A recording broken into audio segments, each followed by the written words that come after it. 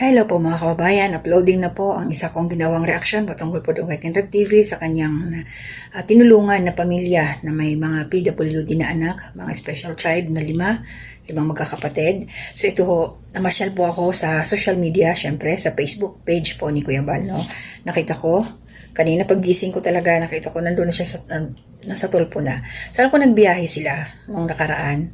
So, meron dito po si Kuya Bal. Abangan nyo ako bukas kay Idol. May sasabog. Sino kaya ang nasa likod ng pamilyang Batalero? Sino kaya ang ipapatulpo ni Kuya Bal? No? Sino kaya ang nasa likod ng pagpunta doon ng pamilyang to? Ng pamilya. Lalo na yung, alam niyo yung nung time na yun na pinanonood ko yun. Yung dalaga lang ang nagsasalita katabi yung tatay. No? Sa isip-isip ko, parang ibinala sa kanyon, yung dalaga, no? Parang siya yung sumagupa, siya yung sumalo sa lahat. Alam naman natin grabe, no? So, meron pa ako napanood, pasensya na kayo, dito tayo kay Kuya Bal, no? Sa about tulfo, topic tayo. Kasi nga sabi nga niya kung sino yung mga nasa likod, sino ba yung nasa likod, sino nga ba? May napanood ako kay Kalingap Maymay, shout out. May nagpost, tapos nireaksyonan niya na di umano, merong nagpinance. Nasa 30,000 daw, no? Wala tayong katibayan, kaya dito pa lang tayo sa nagtatanong sino ba? Pero para sa akin, ang makakasagot lang noon, kahit hindi man umamin kung sino man, kung totoo yung 30,000, kung gusto nilang matapos na yung problema, magsalita ng totoo, ng tama, ng tapat, yung pamilya, no? Sila ang makapagpahinto nito So hanggat hindi sila nagsasabi kung sino ba talaga ang punot dulo, bakit sila nakarating doon. Kasi imposible kung walang sulsol, kung walang sumagot sa mga gastos, papunta doon. Totoo lang. Tapos kung sino man yung mabilis, no? Bilis ang hataw na nakapasok sila kaagad, no? Ako na unawaan ko yung damdamin, isip ni Kuya Bal. Kasi nabanggit din doon sa vlog, di ba? Yung sa dalaga, about dignidad. Si Kuya Bal, may dignidad din yan, no? Siguro kung sa personal lang niya tao, okay lang. Kaya lang, buo, foundation na niya, legit naman. So, may karapatan siyang umapila. Diba? May karapatan ng mapila dito si Kuya Bal. Kaya naiintindihan ko to siya kung bakit ngayon talagang nagpursige si Kuya Bal na makarating doon sa kay Idol Rafi, At mga bago pa sila umalis, may mga posts si Kuya Bal na nananawagan nga kay Idol Rafi, nilagay pa yung contact number niya para kung hindi yung side nila, hindi yung isang side lang, no? Tapos ito pa, naunawaan ko rin yung part doon na meron kasing dito, yung patungkol sa biglaan kasing parang biglang nagdesisyon noon si Attorney Garrett na hindi naman niya alam talaga yung punot dulo dun sa sitwasyon. Pero sinabi niya kaagad na kung pwede, delete yung video agad-agad. No? Agad-agad ipinapadelete. Pwede ba yun? Yung video na yun na binanggit nila is about yung mga sa serye. Yung serye. Alam naman natin na nandoon yung kay Kalingap Rab. So, sumagot man si Kalingap Rab na hindi niya yun tatanggalin. Kasi, yun ang tawag dito, doon nanggaling yung kung anong meron sila ngayon, no? Oo, may mga sponsor. Bakit? Siyempre, na-vlog nila Nakita ng mga sponsors, nakita ng mga just after ni Kalingap Rab. Kahit sabihin natin, iba kasi nagkakwenta mga sponsor na lang nagpagawa.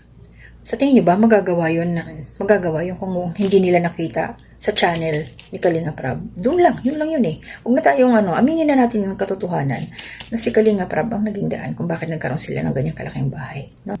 So ito ngayon, si Kuya Bal, ang daming ang daming sumusuporta. No? Kahit pa naman nung unang araw na nagpatulpo doon, no, sa kabila, kita natin na talagang sobra pa yata sa 100% kampi kay Kuya Bal. Dahil alam nila yung galawan nito. Alam nila na tao sa puso, malinis, konsensya dito, na talagang pure charity ang purpose nila sa Kalingap. So, ngayon or bukas, abangan natin. Anong oras kaya? Sana matimingan na hindi pa oras ng tulog ko. Dito siyempre magkaiba po tayo ng oras, no?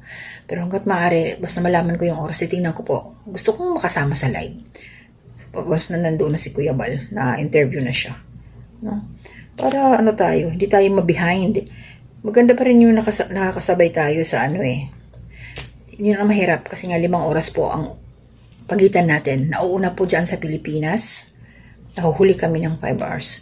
So kaya minsan, alas 12 dito ng gabi, alas 2 ang tulog ko, umaga na sa Pilipinas, syempre, ayan, kaya yung mga live ni Kuya Bal ng alas 8 ng umaga, alas 8 ng gabi, hindi ko naabutan yan. Kasi yung oras na yun, yung 8 ng hapon, trabaho ko yun dito eh.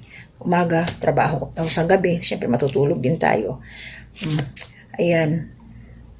Sino ba yung nandoon? Si Founder Ann. Shoutout kay Founder Ann. No, nakita ko siya, sabi ni Kuya Bal. Nandoon, dami sumuporta, dami pumunta doon kay Kuya Bal. Alam nila, may mga nagpapapicture pa. No, talaga si Kuya Bal. So, yung guidance ni Lord, alam ko, nandito kila Kuya Bal. Sa katotohanan lang ho tayo. Kahit anong mangyari talaga, maling-mali ang nangyari na ang isang founder, ang isang organization, foundation, irereklamo mo, tapos marami, may natulungan naman, nabago yung buhay sa mga walang katuturan. At saka nabanggitin pala doon sa nakalimutan ko. Nabasa ko si Mambupil. Nakalimutan ko na aminado naman yung bata, yung dalaga. Nasa tamang edad naman na siya pero hindi lang natin mention yung pangalan. Na yung mga sinabi ni Kuya Bal is reaction lang doon sa mga nabasa na mga comment. No, hindi niya binanggit yun kay Attorney Garrett, na may mga comment yung kanyang nanay, no? Patungkol kay Kuya Bal. So, yung patungkol sa semento, dahil yung nag-comment niya, kay nanay niya mayroong boses yun nagsalita yung nanay niya na yung semento ginamit, no? Na para sana sa kusina. Hindi ko rin naman narinig o napanood yung ni Kuya Bal, na kung ano yung sagot niya hindi ko narinig. Pero sinabi doon dito sa Tulfo na may sisimentohin ang mukha, yung mga ganon. Syempre, para sa akin, na yun yung bukang bibig na lang. Kasi nga, inunahan na siya, di ba? Reaction na. Nag-react siya sa mga nangyari. Wala naman sanang ganito. Walang reaction si Kuya Bal kung wala siyang narinig na hindi maganda sa kabila ng kanilang mga ginawang kabutihan sa pamilya. Mayroon pa rin talaga. Meron kasing may mga nandito sa kabila na nag-uudyok. Kung meron talaga tatak yung puso nila sa Kalingap at meron silang respeto sa mga taong naglayo sa kanila doon sa tabing dagat na naging instrumento, dapat hindi nila ginawa yun. So, abangan na lang ho natin bukas, no? Panaysilip ko sa mga sa mga post ni Kuya Bal dito sa kanyang social media. So, ingat kayo Kuya Bal dyan sa Maynila at good luck po bukas. Basta ipagpipray ko kayo Kuya Bal para yung wisdom, knowledge, yung enlightenment ng iyong isipan na talagang ang sasabihin nyo ay galing sa inyong puso, kahit ano pa man yun. At alam naman ho namin na pag walang script, no?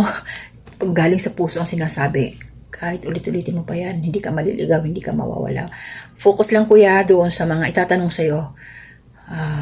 Kumbaga, isang tanong, isang sagot para laging tumpak. No, laging tumpak. So, yun lang yung sa akin, mga Kalingap.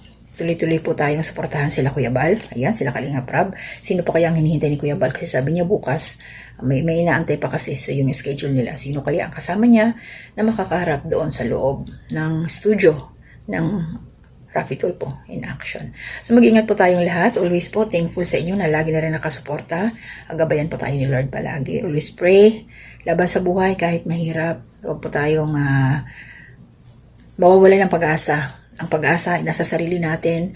Huwag po tayong magpapadaig sa anumang nakikita natin kahirapan. Pag-pray lang ho tayo kasi bahala na si Lord. Nakikita niya yung pagsisikap natin at basta tapat tayo sa ating ginagawa. May paraan ng ating Panginoon para tayo ay kanyang tulungan. No, may mga instrumento yan. So hanggang dito na muna. Ingat po tayong lahat. To God be the glory and honor.